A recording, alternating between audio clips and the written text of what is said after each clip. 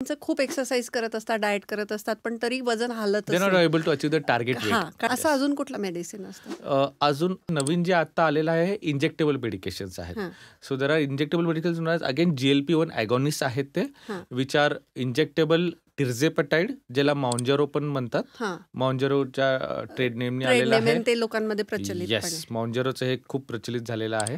आणि दुसरं अजून येतं इंजेक्टेबल सेवाग्लुटाईड आहे, ज्याला ओझेम्पिक किंवा वेगोवी म्हणतात. वेगोवी म्हणलं तर करेक्ट. ते पण माउंजरो आणि ओझेम्पिक किंवा Wegovy. Hmm, so Mounjaro is injection tirzepatide hmm, आणि वेगोवी किंवा Ozempic is injectable semaglutide, correct. which has a much better potent action than oral medication. Hmm. It has to be taken once a week, हं, subcutaneously like insulin, पोटावरती किंवा मांडीवरती तुम्ही घेऊ शकता.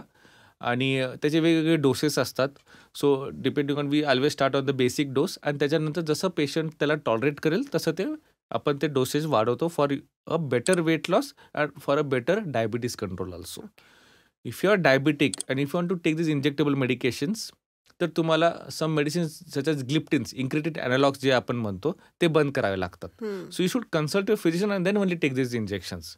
कोणीही हे injections स्वतःच्या मनाने ओव्हर द काउंटर किंवा मित्रांना सांगितलं म्हणून घेऊ नये, करेक्ट. कारण त्याचे पण साईड इफेक्ट्स आहेत.